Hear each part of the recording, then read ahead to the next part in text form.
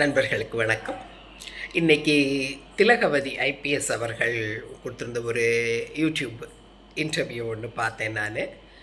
அதில் பல்லர்களினுடைய நிலங்களை பறித்தவர்கள் தெலுங்கு விஜயநகர அரசர்கள் அப்படின்னு அவங்க சொல்லியிருந்தாங்க. எனக்கு இதை பார்த்த உடனே எப்படி இருந்ததுன்னா, இந்த ஃபேமஸ் ஷேக்ஸ்பியர் டயலாக் வருமே, யூ டூ ப்ரூட்டஸ் அப்படின்னு ஒன்று உண்டு. அதுதான் தோணுச்சு. யூ டூ திலகவதி அப்படின்னு தான் தோணுச்சு. என்னுடைய ஒரு மரியாதைக்குரிய ஒரு பெண் போலீஸ் அதிகாரி தான் திலகவதி அவர்கள். அவங்க கூட எதற்காக இந்த நிலைமைக்கு இறங்கினாங்க அப்படிங்கிறது எனக்கு புரியலை. சரி, நிறைய அதிகாரிகளுக்கு அதிகாரத்தை விட்டு போஸ்ட்டை விட்டு போயிட்டாலும் இனி அரசியல் அதிகாரங்களையாவது கைப்பற்றணும் அப்படிங்கிற ஆசை இருக்கும்.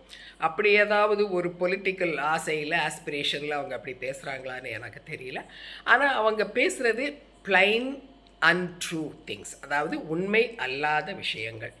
அவங்க என்ன சொல்கிறாங்கன்னா, பல்லர்களுக்கான நிலங்களை அவர்களிடமிருந்து பறித்தவர்கள் தெலுங்கு விஜயநகர அரசர்கள்ங்கிறாங்க. சரி, தெலுங்கு விஜயநகர அரசர்கள் பறித்தார்கள்னா அப்போ அதுக்கு முன்னாடி பல்லர்களிடம் நிலம் இருந்தது அப்படின்னு திலகவதி சொல்கிறாங்க. தெலுங்கு விஜயநகர அரசர்கள் வர்றதுக்கு முன்னால் இருந்தது முகலாய அரசர்கள். அந்த முகலாய அரசர்கள் காலத்தில் பல்லர்கள்கிட்ட நிலம் இருந்தது அப்படிங்கிறதுக்கு திலகவதி ஐபிஎஸ் அவர்கள்கிட்ட ஏதாவது ஆதாரம் இருக்கா? ஏதாவது ஒரு ஆதாரம் இருந்தால் காமிக்க சொல்லுங்கள். இல்லை அதற்கு முந்தைய காலங்களில் சேர சோழ பாண்டியர்கள் காலத்தில் பல்லர்களிடம் நிலம் இருந்தது அப்படிங்கிறதுக்கு ஏதாவது ஆதாரம் இருந்தால் காமிக்க சொல்லுங்கள். ஒன்று நான் திலகவதி அவர்களுக்கு தெளிவாக சொல்லிக்க விரும்புகிறேன். அவங்க இவ்வளோ படிச்சிருக்கிறாங்க, இவ்வளோ ஒரு ஐபிஎஸ் ஆஃபீஸராக இருக்கிறாங்க, அவங்களுக்கு சில பேசிக் திங்ஸே புரியலங்கிறது நமக்கு நல்லா தெரியுது. எந்த காலத்திலையும் நிலங்கள் மக்களுக்கு சொந்தமில்லை. அது அரசர்கள் அரசாட்சி காலத்திலையும் சரி, இப்போ ஜனநாயக காலத்திலையும் சரி. இதை பற்றி நம்ம ஏற்கனவே நிறையா பேசி இருக்கிறோம். அரசர்கள் காலத்தில் நிலங்கள் அரசர்களுக்கு மட்டுமே சொந்தம்.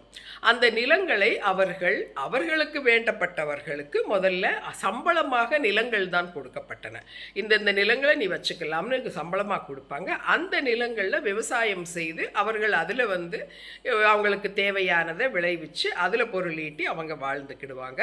அரசு முக்கியமாக இந்த மாதிரியானது யாரெல்லாம் அரசருக்கு சேவகம் செய்கிறவங்க யார்? போர் வீரர்கள், அது படை வீரர்கள்னு சண்டை போடுறவங்க இருப்பாங்க.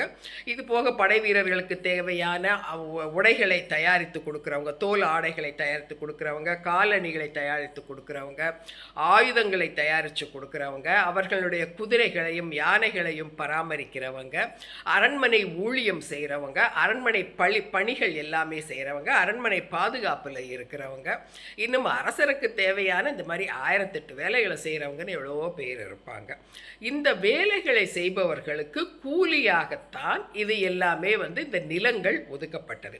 இதை அரச மானியம் அப்படின்னு அதை சொல்லப்பட்டது. அவர்கள் எவ்வளவு காலத்திற்கு அரசருக்கு அவங்க பணி செய்கிறாங்களோ அது வரைக்கும் அவர்களுக்கு அந்த நிலம் உண்டு.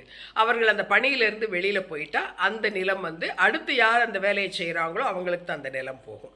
அதனால் பெரும்பாலானவர்கள் என்ன செய்திருக்கிறாங்கன்னா, பரம்பரையாக ஒருத்தர் என்ன வேலை செய்தாரோ, ஒருத்தர் அரண்மனையில் சமையல்காரராக இருந்தார்னா அவருடைய மகனும் அரண்மனை சமையல்காரர் ஆவார். அப்போ அவங்களுக்கு கொடுக்கப்பட்ட அந்த நிலங்கள் அவர்களிடமே தொடர்ந்து வழி வழியாக அவர்கள் குடும்பத்தில் வரும். இப்படித்தான் இருந்திருக்கிறதே தவிர அசிட்டீஸ் அவங்களுக்கு நிலங்கள் கொடுக்கப்படவில்லை. கொடுக்கப்பட்டதுன்னு சொன்னால் அது பிராமணர்களுக்கு மட்டும் கொடுக்கப்பட்டது.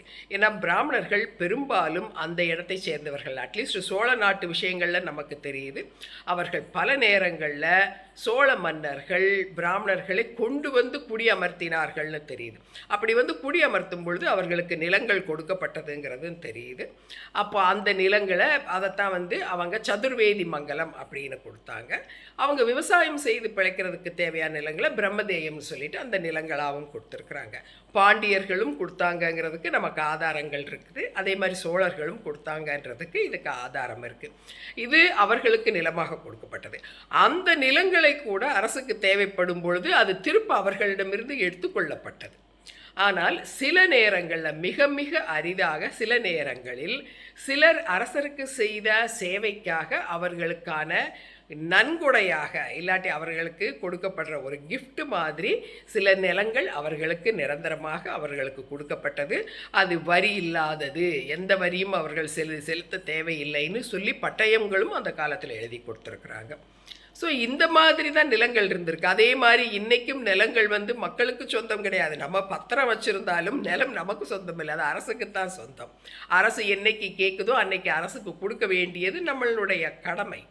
இப்படியான சூழ்நிலையில் பள்ளர் மக்கள்கிட்ட நிலங்கள் இருந்ததாகவும் அந்த நிலங்களை விஜயநகர பேரரசு பறிச்சதுன்னு திலகவதி ஐபிஎஸ் அவர்கள் எப்படி ஒரு தவறான ஒரு தகவலை சொல்கிறாங்கன்னு நமக்கு புரியல. இது ஏதாவது உள்நோக்கத்தோடு சொல்லப்படுறதான்னு தெரியல.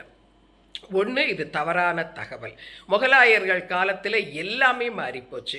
அதற்கு முன்னால் சோழர்கள் காலத்தில், பாண்டியர்கள் காலத்தில் மிக தெளிவாக இருந்த இந்த நில உரிமை, நில வரி உரிமை, நில வரி சம்பந்தமான இந்த தெளிவான நடைமுறைகள் அத்தனையுமே நம்ம சீட்டு கட்ட கொலைச்சு போட்டாப்புல எல்லாத்தையும் அழிச்சாம் பண்ணிட்டாங்க முகலாயர்கள் ஆட்சி காலத்தில். அதற்கப்புறம் விஜயநகர பேரரசு திருப்ப எல்லாத்தையும் சரி பண்ணி அவங்கக்கிட்ட இந்த நிலத்தை மீட்டெடுத்தது மட்டும் இல்லாமல் எல்லா நிர்வாகத்தையும் திருப்ப மீள் கட்டமைப்பு செய்கிறாங்க. அப்புறம் தான் அவங்க அந்த பாளையங்களாக பிரித்து ஒவ்வொரு பாளையத்துக்கும் யார் யார் இது பண்ணுறது, அவங்களுக்கு கீழே யார் யார் இருப்பாங்க. அப்புறமா நில நிர்வாக முறையெல்லாம் அதுக்கப்புறம் தான் சீர்படுத்தப்பட்டது. இப்படி இருக்கும்போது இவங்க எப்படி விஜயநகர பேரரசு பள்ளர்கள்ட்ட பறிச்சாங்கன்னு சொல்கிறாங்க. மேடம் திலகவதி ஐபிஎஸ், நான் உங்ககிட்ட நேரடியாக கேட்குறேன், ஏதாவது ஒரு ஆதாரம் முகலாயர்கள் காலத்தில் இருந்தது, பள்ளர்கள்ட்ட நிலம் இருந்தது அப்படின்னு எங்களுக்கு ஏதாவது ஒரு ஆதாரம் காமிக்க. நான் ஒரு தெலுங்கராக உங்ககிட்ட கேள்வி வைக்கிறேன். How dare you make an accusation against us like this? ஒரு தெலுங்கு மன்னர்னு அப்படின்னு சொல்லுவீங்களா நீங்கள்? அதே மாதிரி நீங்கள் என்ன ஐபிஎஸ் படிச்சிங்க, என்ன சட்டம் படிச்சிங்க? நீங்கள் செக்ஷன் 153A என்ன மேடம் சொல்லுது? நீங்கள் ஒரு அக்குசேஷன் வச்சா கூட on the basis of language, religion, race, இது பேசிஸில் ஒரு அக்குசேஷன் வைக்கக்கூடாதுன்னு இருக்கா இல்லையா? ஒரு மதம், மொழி, இன அடிப்படையில் ஒருவர் மீது குற்றம் சுமத்தக்கூடாதுன்னு இருக்கா இல்லையா மேடம்?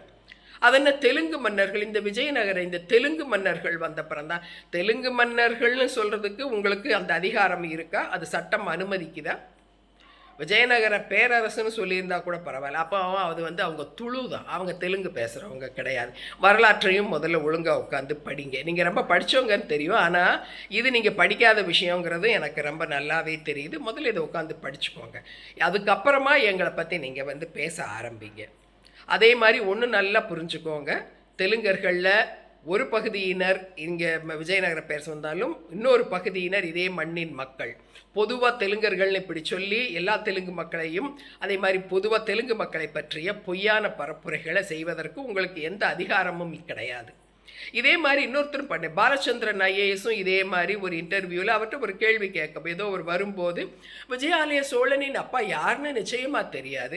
அது எப்படி சார் நிச்சயமாக தெரியாமல் போகுது? நீங்கள் என்னமோ நான் அவ்வளோ படிச்சிருக்கேன், இவ்வளோ படிச்சிருக்கேன், அங்கே போனேன், இங்கே போனேன், இவ்வளவு வரலாற்று படித்தேன், வரலாற்று ஆய்வெல்லாம் பண்ணியிருக்கேன்னு சொன்னீங்கல்ல, விஜயாலய சோழனுடைய அப்பா யாருன்னு ஏன் உங்களால் கண்டுபிடிக்க முடியல? நான் ஒரு சாதாரண டாக்டர், இப்போ தான் ஒரு வருஷமாக ஹிஸ்ட்ரியை படிக்க ஆரம்பிச்சிருக்கேன், என்னாலேயே அதை ட்ரேஸ் பண்ண முடிஞ்சதே. ஃப்ரம் எபிகிராஃபியா, இண்டிகா, ரெக்கார்ட்ஸ் என்னால் ட்ரேஸ் பண்ண முடிஞ்சதே. உங்களால் ஏன் முடியலன்னு தான் சொல்லணுமே தவிர நீங்கள் தெரியாத விஷயங்களை பற்றி நீங்கள் பேசி இருக்கக்கூடாது. விஜயாலய சோழனுடைய அப்பா யாருங்கிறதுக்கு மிக தெளிவான ஆதாரங்கள் இருக்குது. எதில் இருக்குது? எங்கே இருக்கணுமோ அங்கே இருக்குது. எபிகிராஃபியா இண்டிகாவில் நீங்கள் உட்காந்து கதை எழுதுகிற, கற்பனை எழுதுகிற, அதே மாதிரி ஒரு அயோக்கியத்தனமான ஒரு ராங் மோட்டிவோட ஹிஸ்ட்ரி எழுதியிருக்கிறவங்க ஹிஸ்ட்ரியை படிச்சுட்டு, அவங்க ஹிஸ்ட்ரி புக்ஸை படிச்சுட்டு இதை பற்றின தகவலெல்லாம் எங்கே இல்லைன்னு சொல்லாதீங்க. ஜஸ்ட் ரிமெம்பர், நான் திலகவதி ஐபிஎஸ் அவர்களுக்கும் சொல்கிறேன், பாலச்சந்திரன் ஐஏஎஸ் அவர்களுக்கும் சொல்லிக்கிறேன், just please remember that you are talking about somebody's history. செத்து போனவங்க ஹிஸ்ட்ரி இல்லை, இன்னைக்கு இருக்கிறவங்களுடைய ஹிஸ்ட்ரியை பற்றி நீங்கள் பேசுகிறீங்கிறத உணருங்க. அதே மாதிரி இன்னைக்கு இருக்கிறவங்களுடைய ஐடென்டிட்டியை பற்றி பேசுகிறீங்கன்னு பேசுங்க. அதே மாதிரி அவங்களுடைய ரைட்ஸை பற்றி நீங்கள் பேசிக்கிட்டு இருக்கிறீங்க அப்படிங்கிறத உணர்ந்து பொறுப்புணர்வோட வார்த்தைகளை விடுறதுக்கு நீங்கள் கற்றுக்கணும். தெரியாமல் நீங்கள் பாட்டுக்கு எங்கள் மேலே, தெலுங்கர்கள் மேலே இப்படி பொய்யான அக்குசேஷன் வைக்கிறத ப்ளீஸ் ஸ்டாப் இட். பொறுப்போடு பேசுங்க. ஏன்னா ஆர்டினரியாக வந்து இந்த டுபாக்கூர் பாரிசாலன் மன்னன் இந்த மாதிரி டுபாக்கூர்கள் பேசுகிறதுக்கும் படித்து பதவியில் இருந்து நீங்கள் பேசுகிறதுக்கும் மிகப்பெரிய வித்தியாசம் இருக்குது. உங்களுடைய வார்த்தைக்கு மிகுந்த மரியாதையும் ஒரு நம்பகத்தன்மையும் இருக்குது.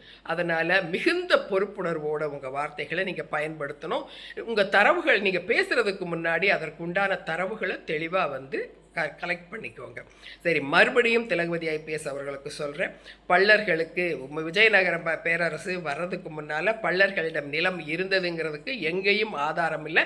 என்னைக்குமே எந்த மன்னனும் தனிப்பட்ட முறையில் யாருக்கும் நிலங்கள் கொடுத்ததில்லை. நிலங்கள் அத்தனையும் மன்னனுக்கு மட்டுமே சொந்தம். அந்த நிலங்களை மன்னன் தனக்கு சேவகம் செய்கிறவர்களை அவர்களுக்கு சம்பளமாக சிலருக்கு அந்த காலத்திற்கு வேலை செய்கிற காலத்துக்கு அவங்களுக்கு குத்தகைக்கு தான் கொடுத்துருந்தாங்க. ஸோ இதுதான் fact. Please learn about this. இனிமேல் நீங்கள் இன்னும் பொறுப்புணர்வோடு பேசணும்னு நான் உங்களை வேண்டி கேட்டுக்கிறேன். தேங்க்யூ. பாய்.